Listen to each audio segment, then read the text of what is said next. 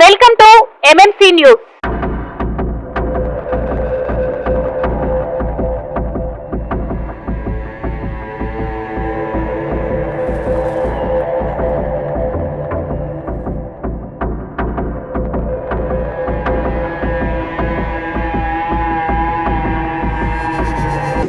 ప్రతి నెల మున్సిపాలిటీ జరుగుతుంది. మన వెంకటగిరి మాత్రమే మున్సిపాలిటీ మాత్రం 3 నెలలకు ఒకసారి జరుగుతున్నది. కాబట్టి నాకు తెలిసి ఏంటంటే చైర్మన్ గారికి నక్క వెంకటేశ్వరరావుకి గిన్నీస్ బుక్లు ఇచ్చేద్దాం అనుకుంటున్నాను. ఎందుకంటే 3 నెలలకు బాగా పెడుతుంది. 12 నెలలు పెట్టాల్సింది 4 నెలల సంవత్సరానికి 8 నెలలు పెట్టలేదు అనమాట. కాబట్టి ఈ విధంగా పెడుతున్నారు కాబట్టి వాళ్ళిద్దరిని గిన్నీస్ బుక్లు ఎక్కిస్తే బ్రహ్మాండం ఉంటుందని నా ఆలోచన. సరేనా? అదేవిధంగా ఇప్పుడు ఇంతకు ముందు గవర్నమెంట్ లో అమృత 2 అని పెట్టారనమాట. 92 కోట్లు 11 కోట్లు. అప్పుడు సెలక్షన్ అయింది. మున్సిపాలిటీ కూడా కౌన్సిల్ కూడా పాస్ అయిపోయింది. పాస్ అయితే సిఆర్ నెంబర్ కూడా 52. అదైంది 103 కోట్లు. ఆ టెండర్ బిల్ చేసి అన్ని బిల్ చేసిన తర్వాత లాస్ట్కి ఏంటంటే ఎలక్షన్ వచ్చింది. ఎలక్షన్ వాళ్ళు వచ్చిన తర్వాత నిలిపేసినారు. మళ్ళీ తన మాట అనుకుంటలేదు అనమాట. వెంకటగిరిలో ఏడపెట్టిన పైపులను లీకేజ్ చెప్పి నానా ఇబ్బంది పడుతున్నారు. గవర్నమెంట్ వచ్చి రద్దు అయిపోయిన తర్వాత ఈ గవర్నమెంట్ వచ్చి 18 నెలలు అయింది. కనీసం ఇప్పుడు కూడా పట్టించుకోలేదు. ఏదో పేపర్ వేస్తాదే కానీ ఒక్క పని పట్టించుకునే దాఖలాలే లేవు.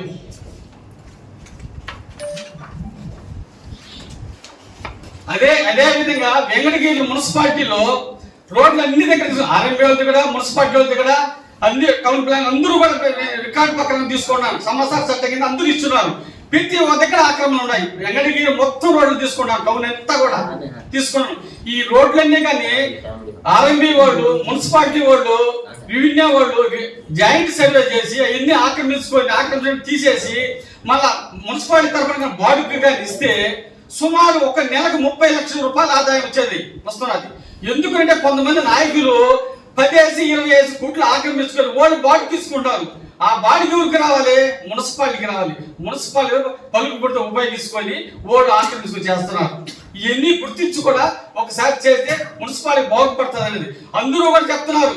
ఏది మాకు మనుషులు లేరు, మనుషులు లేరు. మున్సిపాలిటీకి ఆదాయం వస్తుంది, డెవలప్మెంట్ చేస్తారు. ఎవరైనా చేయగలుగుతారు? డబ్బులు లేకపోతే ఎంతమంది పెట్టుకునే వాళ్ళు జీతాలు ఇవ్వబడలే? జీతాలు ఇవ్వాలి కదా.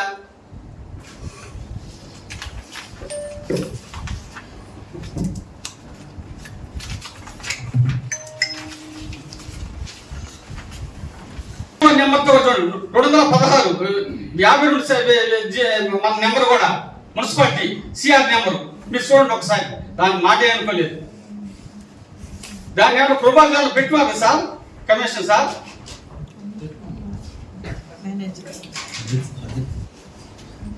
పే చేయకుండా ఎవ్రీ ఇయర్ 10% 20% అలా పే చేసుకుంటే వస్తారు. వర్క్ అయిపోయిన తర్వాత అది కూడా టెండర్ స్టేజ్ లో ఉంది. ఒక 2 months వర్క్ స్టార్ట్ అవుతుంది. వెంకటగిరిలో 30 లేఅవుట్లు ఉన్నాయి. 30 లేఅవుట్లు ఒక్క చెట్టు కూడా ఎక్కడ కూడా స్థలం వదిలిపెట్టలేదు. ఒక 500 ఇళ్ళు ఒక దగ్గర కట్టినారు. అంగన్వాడీ స్కూల్ కావాలి, గుడి కట్టాలి. ఎట్ట కట్టాలండి చెప్పండి? ఒక్క దగ్గర కూడా పోతే మొత్తం ప్లాట్లు వచ్చి 3800 ప్లాట్లు ఉన్నాయి. 3800 ప్లాట్లు వెంకటగిరి మున్సిపాలిటీ వేస్తున్నారు. ఓటి కానీ సుమారు ఒక ప్లాట్ 2000 లెక్కన కానీ వేస్తే ఈల్టీ కానీ ఖాళీ స్థలం కొన్ను కానీ వేస్తే మున్సిపాలిటీకి 80 లక్షల రూపాయలు వస్తుంది సంవత్సరానికి ఆదాయం. కాబట్టి ఈ టౌన్ ప్లాన్ కూడా ఎవరు ఉన్నారా? ఆర్ఓ గారు కానీ. ఎందుకంటే టౌన్ ప్లానింగ్ వాళ్ళు ఆర్ఓ గారు ఇన్స్పెక్షన్ చేసి ఇన్స్పెక్షన్ చేసి ఒకసారి కానీ లేఅవుట్ కానీ చేస్తే 80 లక్షల రూపాయలు ప్రతి సంవత్సరానికి వస్తారు ఆదాయం. మున్సిపాలిటీ డెవలప్మెంట్ చేస్తారు. ఆదాయం లేనప్పుడు అధికారులు కూడా ఏమి చేయగలుగుతారు? చైర్మన్ గారు శాసనసభ్యులు అధికారుల దగ్గర కూర్చొని ఏడాది లేఅవుట్లు వేసినారు. మున్సిపాలిటీకి ఏమేమి ఆదాయం వస్తుంది మనం చూసుకుంటే ఆదాయం వస్తుంది. కానీ మనం రాకపోతే అధికారులు ఏమంటారు? ఈ ఊళ్ళో ఒక రోజు ఉంటే ఈ ఊళ్ళో ఉంటారు, లేకపోతే ఇంకో ఊరు పోతారు. మనం శాశ్వతంగా ఉండేది మనము ఖచ్చితంగా మనం చూసుకోవాలి. బాధ్యత మనకు ఉన్నది. ఆ మాట లేదు. ఎందుకంటే మనం వచ్చేది 3 నెలలకు ఒకసారి పెడితే తర్వాత మార్లు కూడా సంఘాలు అంట రేపు ఏదో చేద్దాం అది చేద్దాం తెల్లారికి వాళ్ళు జోలు ఎత్తుకు కూడా ఊరికి వెళ్ళిపోయేదంట. ఆయన ఏమన్నారు అన్నమాట మున్సిపాలిటీలు పేద వాళ్ళ దగ్గర ఏముండవు అంటారు, నీళ్లు కరెంటు లైట్లు పాలిస్తూ ఇది చేయలేకపోతాం ఏంది ఆర్థిక ఇబ్బందులు. ఎందుకంటే ప్రతి ఒక్క దానికి కూడా ఆర్థిక ఇబ్బందులు.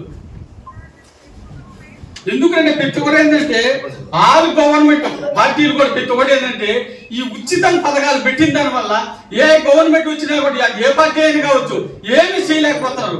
ఎందుకంటే ₹1 ఆదాయం వస్తే 9 కోట్లు అప్పు చేయాల్సి వస్తుంది. ఈ ఉచిత పథకాలు పెట్టాల్సి వస్తున్నది. ఉచిత పథకాలు ఇవ్వాలి. ఏటికి ఇక్కడ ఏది 60 సంవత్సరాలకు ఇవ్వాలి. వికలాంగులు ఇదంతా ఇవ్వండి. బ్రహ్మాండంగా ఇవ్వచ్చు. చదువు ఇంగ్లీష్ మీడియం తెలుగు మీడియం బాగా చదివించండి. గవర్నమెంట్ మంచి పేరు వస్తుంది. ఎందుకంటే డెవలప్మెంట్ అవుతుంది. రైతులు ఉన్నారు, రైతులకి సబ్సిడీ ఇవ్వండి. వాళ్ళు పండించిన పంటకి మంచి గిట్టుబాటు ధర ఉంది. గవర్నమెంట్ బాగుపడుతుంది. హాస్పిటల్ ఉన్నది. ప్రతి జిల్లాలో ఒక హాస్పిటల్ పెట్టండి. అన్ని రకాల వైద్యం చేయించండి. ఏం దాని కింద ఆరోగ్యశ్రీ కింద పోతే ₹1,00,000 దాన్ని 5 లక్షలు వేసి ఇంతకుముందు చిరువాళ్ళు ఉండే జీలకలు ఉండేవన్నమాట పీల్చుకొని తినేస్తున్నారు అన్నమాట. ₹1,00,000 దాన్ని 5 లక్షల రూపాయలు తినేస్తున్నారు. ఏంటంటే మన రాజకీయ నాయకులు ఏం చేస్తారంటే ఓట్ల కోసము ఈ ఉచితం పథకాలు చెప్పేసి రాష్ట్రాన్ని అప్పులు పాలు చేస్తున్నారు. కానీ బాగుపడే క్వశ్చనే లేదు. ఏ పేదవాడు కూడా బాగుపడాడు. ఇప్పుడు బళ్ళు పెట్టండి, ఒక ఏదైనా ఇవ్వండి, అవి బాగుపడతారు. కానీ ఉచిత పథకాల వల్ల రాష్ట్రం అప్పులు పోవాలనే బాగుపడే క్వశ్చనే లేదు. ఎందుకంటే నేను చెప్పేది ఒకటే, కూటమి నాయకులు ప్రతి ఒక్కరు కాదు పేద ప్రజలు బాగుపడాలని అంటున్నారు కదా. రైట్, బాగుపడాలని మీకు బాగుపడాలని ఆలోచన ఉంటే గాంధీ షాపులు పూర్తి ఎత్తేసి బ్రహ్మాండంగా బాగుపడిపోతారు. వాళ్ళు 500 డబ్బులు తీసుకున్నా కూడా 500 లేదు ఇంటికి ఎత్తుకొని పోతారు. ఈ ఉచిత పథకాలతో పడలేదు, బాగుపడింది ఎవరు లేదు. బాగుపడేది ఏమలేదు చెప్పొచ్చు. అప్పులు పట్టించేది ఏమన్నది. ఒకప్పుడు బ్రిటిష్ వాళ్ళు ఇండియా వెళ్తున్నారు. రేపు ఆంధ్రప్రదేశ్ అదే విధంగా మొత్తం ఏ రాష్ట్రం ఏ దేశం వాళ్ళు వచ్చి ఎందుకు రప్పే కదా. ఈ రోజుకి సుమారు 15 లక్షల కోట్ల రూపాయలు అప్పుడు ఆంధ్రప్రదేశ్ చెప్తున్నారు. ఏ పని కూడా మున్సిపాలిటీలో ఏ పని కూడా చేయలేకపోతాం. పని చేయలేని కారణం ఏంటి? ఆర్థిక ఇబ్బందులే. అధికారులు అందరూ కూడా అడుగుతున్నారు, అయ్యా మీరు పని చేయలేదు, మీకు అధికారులు ఏం చేస్తారు చెప్పు. ఆ డబ్బులు వస్తే అధికారులు పని చేస్తారు, లేని పని లేక చేస్తారు. అధికారులు ఎంత పని చేయగలుగుతారు చెప్పండి? ఎంత పని చేయగలుగుతారు? మున్సిపాలిటీ కూర్చుని డబ్బులు కూడా గవర్నమెంట్ వాడేస్తారు. నేను వాడుతున్నది కూర్చున్న పథకాలు వాడేస్తున్నది.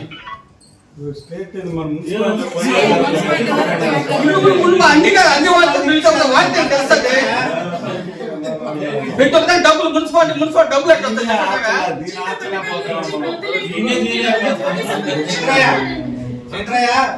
అసెంబ్లీ కాదు మున్సిపాలిటీ. వాళ్ళకి ఓట్లు వేసినారు, మనకు ఓట్లు వేసినారు, అందరికీ ఒక ఓట్లు వేసింది. వాళ్ళకి ఏదో ఓట్లు 2 ఓట్లు ఇలా అందరికీ ఒక ఓటు వేసింది. శంకరన్న సమాధానం